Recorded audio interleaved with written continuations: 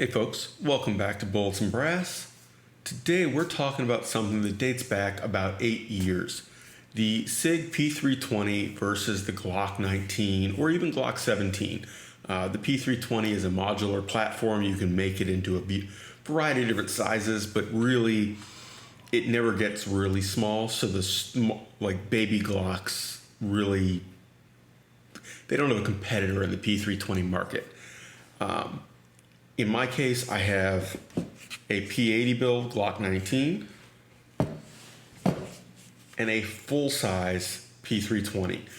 They basically fill the same role, and they're very often going for the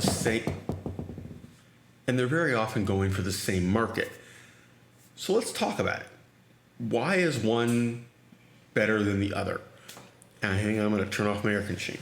I'm far enough from the mic so that air conditioning probably creates a nice, nasty background hum. So, why would you want one over the other? And if you do, which one would it be? I don't think there's a clear winner here. I think they fill two overlapping but not identical market circles. I don't want to call it a niche market because they both fill a very large role in the market. The Sig P320 fills the need for something much more like a Glock 17. I think that it fits into a larger category than most of the Glocks. And the reason for that is simple. The height from here down on a P320, basically from here up, okay, from where my grip is, and this is clear by the way, okay, no mag. From here up on a Glock is much shorter, much shorter. In comparison, there we go. I mean, you see the difference there? It's massive. Now, what does that mean? That means you've got a very high bore height over your grip. I also think that it will not see nearly as much use in competition where speed is the primary factor, your round to round speed. The height over your hand creates this rocking motion. Well, a Glock is very low to your hand. That rocking motion is minor compared to what a P320 will have. Now, is it horrible in the P320 or anything like that? No, not at all. But in comparison, it is greater. Well, you can put great triggers in both. You can train yourself to shoot both. If one has an advantage in that regard, it's going to win a competition based on that fact. All else being equal, right? That said, I think that the P320 from the factory comes with a better trigger. I think that from the factory it comes with better sights. These are significant things for a lot of people. People don't change these things. We do in the gun community, in the gun enthusiast world. But we represent a very small slice of the actual market. That's an advantage. The other area where price is not in its favor is the magazine. This is like $45 for the P320. Glock magazines, $25, $30 for a factory one, and you can get the Magpul ones for like $15 or $20 max. The only equivalent for the P320 is less than stellar. There's ETS mags for the P320. They get very mixed reviews. And there's Pro Mags for the P320. And again, very mixed reviews. Nobody's really going, I trust these for everyday carry. Even the people who say they like them are going, yeah, they're fun range magazines. They're, not going to be your competition magazines, not going to be your carry magazines. For the Glock, factory magazines are factory magazines. There's lots of them. And two, the current gen Magpul mags work just fine. Most of the issues people report with Magpul magazines for the Glock, kind of first run, second run kind of thing, early stuff. I'm not seeing anybody having issues with the newer ones. So, cheap magazines are definitely an advantage if you know you're going to need a bunch. If you are a competitive or somebody who goes to a lot of training courses, somebody who's going to eat magazines, you're going to be dropping them on the ground constantly. You're going to be doing lots and lots of reps. Well, that wears out magazines. That's just how it goes, right? Well, if you're talking $45 each versus $20 each, that's not nothing. Now, is that make or break? If you're going through that much ammo, probably not. But it's still something. It's still something to put into the mix.